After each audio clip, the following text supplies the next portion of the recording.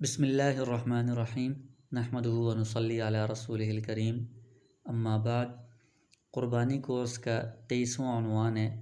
دوسرے ملک میں قربانی۔ جو بندہ قربانی کرنا چاہتا ہے اس کے لیے بہتر افضل تو یہ ہے کہ وہ جہاں پر بھی ہے وہاں پر وہ خود جانور خریدے اور کچھ دن پہلے خریدے، اس کو چارہ وغیرہ کھلائے، اس کا اکرام کرے، اس کو اپنے ساتھ مانوس کرے اور پھر اس کو ذبح کرے۔ تو یہ خود ذبح کرے، یہ زیادہ بہتر اور افضل طریقہ ہے، کیونکہ حدیث شریف میں بھی آیا ہے، ترمذی کی روایت ہے کہ نبی کریم صلی اللہ علیہ وسلم نے اپنے خود دست مبارک سے 2 مینڈے ذبح فرمائے۔ تو اس لیے بہتر یہ ہے کہ خود یہ سارے کام سر انجام دینے چاہیے، لیکن اگر کسی مجبوری کی وجہ سے بندہ خود نہیں کر سکتا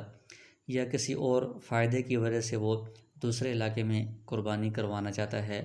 تو یہ بھی درست ہے، دوسرے ملک میں یا دوسرے علاقے میں قربانی کروانا یہ جائز ہے۔ تو اس صورت میں اگر جس بندے کی قربانی ہے وہ ایک ملک میں ہے اور جہاں پر وہ قربانی کروانا چاہتا ہے، جانور جہاں پر ذبح ہوگا وہ دوسرا ملک ہے، تو اس قربانی کے درست ہونے کے لیے ضروری ہے کہ دونوں جگہوں پر جب جانور کی قربانی ہو رہی ہو اس دن دونوں جگہوں پر عید کا دن ہو، یعنی دونوں جگہوں پر قربانی کا دن ہو۔ تو ایک جگہ پر اگر ایک دن پہلے ذی الحجہ کا چاند نظر آیا ہے، دوسری جگہ پر ایک دن بعد میں،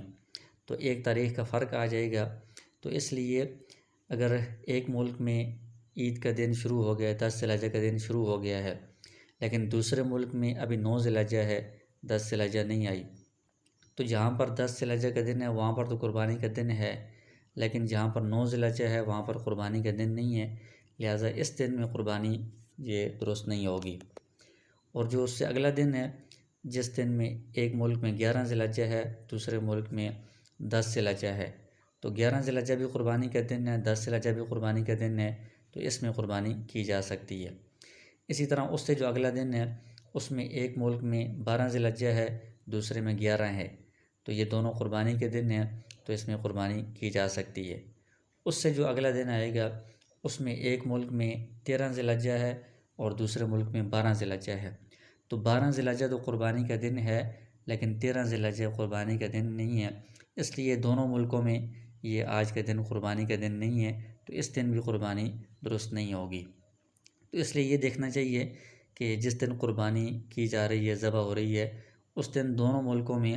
ان 3 دنوں میں سے کوئی دن ہونا چاہیے جو قربانی کے 3 دن ہیں، یعنی 10، 11، 12 ذی الحجہ جو قربانی کے دن ہیں، دونوں ملکوں میں ان میں سے کوئی دن ہونا چاہیے۔ اس کی وجہ یہ ہے کہ یہاں پر 2 اصول ہیں۔ ایک اصول یہ ہے کہ قربانی واجب کب ہوتی ہے، تو اس کا قربانی کے واجب ہونے کا جو وقت ہے وہ 10 ذی الحجہ کی صبح صادق کا وقت ہے۔ 10 ذی الحجہ کی صبح صادق کے وقت جو بندہ صاحب استطاعت ہے اس پر قربانی واجب ہو جاتی ہے۔ تو یہ جو قربانی واجب ہوتی ہے یہ اس بندے پر ہوتی ہے جو قربانی کروا رہا ہے، تو وہ جس جگہ پر ہوگا اس جگہ پر جب 10 ذی الحجہ کی صبح صادق ہوگی تو اس پر قربانی واجب ہو جائے گی۔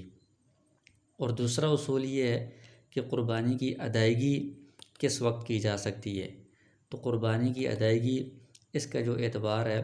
وہ یہ ہے کہ اگر شہر ہے تو عید کی نماز کے بعد، دیہات ہے تو 10 ذی الحجہ کی صبح صادق کے بعد قربانی کی ادائیگی کی جا سکتی ہے، اس کو ذبح کیا جا سکتا ہے۔ تو اس میں جانور کی جگہ کا اعتبار ہوگا کہ جانور کہاں پر ہے، جہاں پر جانور ہے وہاں پر 10 ذی الحجہ کا دن ہو اور عید کی نماز ہو چکی ہو تو اس کے بعد سے قربانی کو اس جگہ پر ذبح کیا جا سکتا ہے۔ اب ان دونوں اصولوں کو جب ہم ملائیں گے تو اس سے یہ بات سمجھ میں آتی ہے کہ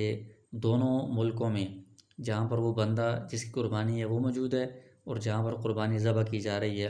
ان دونوں ملکوں میں جب مشترکہ ایسا دن ہو کہ جس میں قربانی ہو سکتی ہے، قربانی کا دن ہو،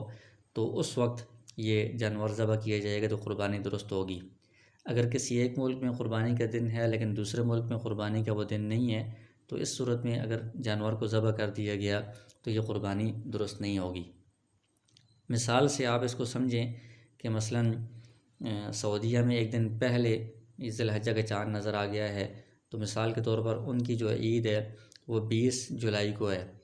اور پاکستان کی جو عید ہے وہ 21 جولائی کو ہے۔ تو سعودیہ میں جو قربانی کے دن ہوں گے وہ 20، 21، 22 جولائی ہوں گے، اور پاکستان میں 21، 22، 23 جولائی ہوں گے۔ تو اب ان میں جو 20 جولائی کا دن ہے